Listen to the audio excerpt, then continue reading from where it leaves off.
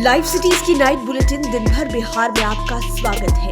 मैं गरिमा भारती। सबसे पहले आज की सुर्खियों पर एक नजर। अग्निपथ योजना को लेकर आईबी ने पटना पुलिस को किया अलर्ट। हॉस्टलों में छापेमारी तेज। अग्निपथ पर बीजेपी और जेडीयू के बीच नहीं थम रही बयानों की जंग। जेडीयू विधायक गोपाल मंडल ने राजनाथ सिंह से लेकर संजय जायसवाल तक को सुना दिया। कन्हैया कुमार ने अग्निपथ योजना को लेकर पीएम नरेंद्र मोदी को घेरा। कांग्रेस के भक्त चरण दास ने भी पीएम मोदी पर जमकर कसा तंज। पटना पहुंचे संबित पात्रा, सुनी पीएम के मन की बात। पटना में डिप्टी सीएम तारकिशोर प्रसाद के आवास का आक्रोशित लोगों ने किया घेराव। इमरजेंसी को लेकर केंद्रीय मंत्री गिरिराज सिंह ने कांग्रेस पर किया बड़ा हमला। 26 जून को बताया काला दिवस। हाजीपुर के बीजेपी विधायक का बड़ा खुलासा। नित्यानंद राय के कहने पर उखाड़ दी थी 3 किलोमीटर तक रेल पटरी। हथियारों के जखीरे के साथ नक्सली एरिया कमांडर गिरफ्तार। AK-56, AK-47 समेत 300 कारतूस बरामद। और बिहार में हथियार से लैस MBA और LLB के छात्र मांग रहे रंगदारी। पटना पुलिस ने किया खुलासा। अब खबरें विस्तार से।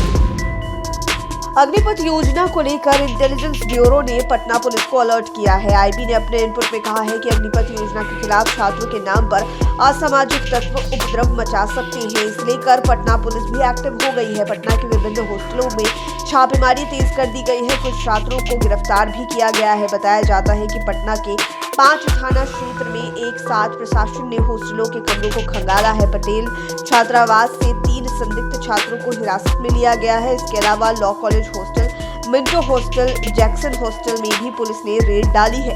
आपको बता दें कि इस योजना के विरोध में पिछले सप्ताह युवाओं ने काफी हंगामा किया था। इसमें रेलवे के करोड़ों की संपत्ति बर्बाद हुई थी। इससे लेकर बिहार पुलिस की काफी किरकिरी भी हुई थी। इधर आईबी के इनपुट पर पटना समेत अन्य जिलों की पुलिस को भी अलर्ट कर दिया गया है। अग्निपथ को लेकर बीजेपी और जेडीयू में बयानों की जंग नहीं थम रही है। एक नेता का बयान बंद नहीं होता कि दूसरा का शुरू हो जाता है। इसी कड़ी में आज अपने बयानों से सुर्खियों में रहने वाले बिहार के जेडीयू विधायक गोपाल मंडल ने ताबड़तोड़ हमले किए हैं। उन्होंने बीजेपी के प्रदेश अध्यक्ष संजय जायसवाल पर दनादन कई आरोप लगा दिए। उन्होंने कहा कि संजय जायसवाल जब बीजेपी के प्रदेश अध्यक्ष बने थे तब से उनको हम जान रहे हैं। इसके पहले तो हम उन्हें जानते भी नहीं थे। बीजेपी को भागलपुर में हमने मजबूत किया है।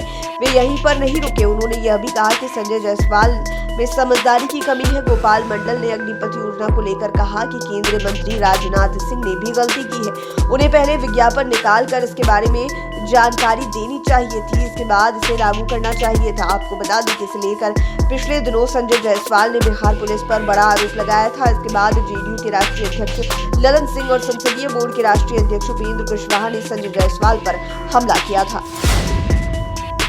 अपने बयानों से सुर्खियों में रहने वाले जेडीयू विधायक गोपाल मंडल ने आज बीजेपी को अकेले चुनाव लड़ने की भी चुनौती दे दी। साथ ही उन्होंने यह भी कहा कि बिहार बीजेपी में कोई ऐसा नेता नहीं है जो यहां सीएम बन सके। उन्होंने कहा कि बिहार में सिर्फ नीतीश कुमार मुख्यमंत्री बनने लायक है। उन्होंने महाराष्ट्र प्रकरण पर कहा कि जेडीयू का कोई भी विधायक बिकाऊ नहीं है। यह महाराष्ट्र नहीं बिहार है। हम लोग खूंटागाड़ विधायक हैं। हमें कोई भी उखाड़ नहीं सकता। जेडीयू विधायक ने चुनौती देते हुए कहा कि बिहार में बीजेपी अलग चुनाव लड़कर देख ले, उसे औकात का पता चल जाएगा। अग्निपथ योजना को लेकर कांग्रेस नेता कन्हैया कुमार ने पीएम नरेंद्र मोदी पर जमकर हमला किया है। वे आज पटना आए हुए थे। कांग्रेस मुख्यालय में पत्रकारों से बात की। उन्होंने कहा कि केंद्र सरकार अग्निपथ योजना से देश की सेना का ठेकाकरण करना चाहती है। जो भी सरकारी उपक्रम बेचे जा रहे हैं उसकी सुरक्षा में अग्निवीर को लगाने की तैयारी है। इस योजना से सेना का मनोबल गिरेगा। इसे लेकर कांग्रेस 27 जून को बिहार के सभी विधानसभा क्षेत्रों में सत्याग्रह आंदोलन करेगी। कन्हैया ने यह भी कहा कि सरकार के एक मंत्री जिस तरह से अग्निपथ योजना के फायदे गिना रहे हैं, ऐसा लग रहा है कि कुछ बेच रहे हैं। केंद्र सरकार देश के युवाओं को गुलाम बनाने पर तुली हुई है। दूसरी ओर कांग्रेस के बिहार प्रभारी भक्त चरण दास ने भी केंद्र सरकार और पीएम नरेंद्र मोदी पर अग्निपथ योजना को लेकर तंज कसा है। बीजेपी के राष्ट्रीय प्रवक्ता संबित पात्रा आज पटना पहुंचे और प्रधानमंत्री के मन की बात कार्यक्रम को यहीं पर सुना। इस कार्यक्रम में बीजेपी के कई वरीय नेता भी शामिल हुए। बाद में मीडिया से बात करते हुए संबित पात्रा ने कहा कि मेरे लिए सौभाग्य की बात है कि मैं आज बिहार में आया हूं। आज यहां हमने बिहार बीजेपी के नेताओं के साथ मन की बात सुनी। संघर्ष के बाद किस प्रकार देश की जनता ने लोकतंत्र को स्थापित किया, उसके विषय में पीएम मोदी ने मन की बात में बताया। उन्होंने कहा कि बिहार की मिट्टी को मैं नमन करता हूं, क्योंकि आपातकाल के विरुद्ध बिहार की मिट्टी ने युद्ध शुरू किया था।